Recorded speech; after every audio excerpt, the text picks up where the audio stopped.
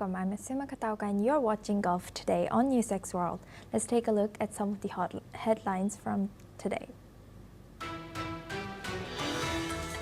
Israeli Prime Minister Benjamin Netanyahu has declared that the war in Gaza will not end until Hamas is fully disarmed and the territory demilitarized. His statement comes as Hamas handed over the remains of 2 hostages yesterday. Meanwhile, Israel has announced that the Rafah border crossing with Egypt will remain closed until Hamas hands over the bodies of deceased hostages. However, the release of all 20 living hostages has been completed, as the U.S. alleges Hamas plans to violate the ceasefire, while Netanyahu and Palestinian authorities continue to trade blame. Turkish Cypriots have voted in a presidential election crucial for the future of peace talks, with incumbent Ersin Tatar favoring a 2-state solution and rival Tufan Eruman supporting United Nations-sponsored federal negotiations. Now, world eyes this as a runoff that is set for October 26 if no clear winner emerges.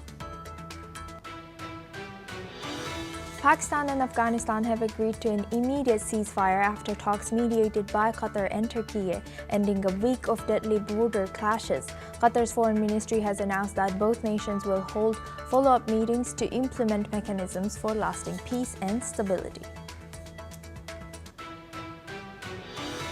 Millions of Americans have rallied across all 50 states in No Kings protests against President Donald Trump's hardline policies, with organizers claiming attendance of 7 million nationwide, as protesters criticize that President Trump's actions pose a threat to U.S. democracy.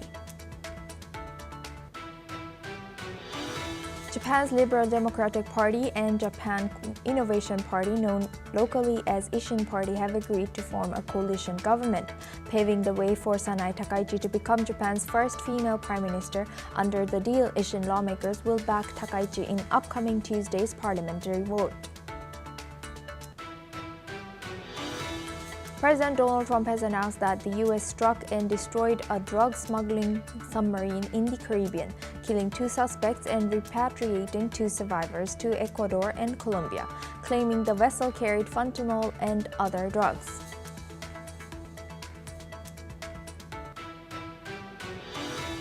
Dubai's Emirates NBD to invest $3.05 billion in India as India's RBL Bank, acquiring a 60% stake in the largest foreign investment in India's financial sector.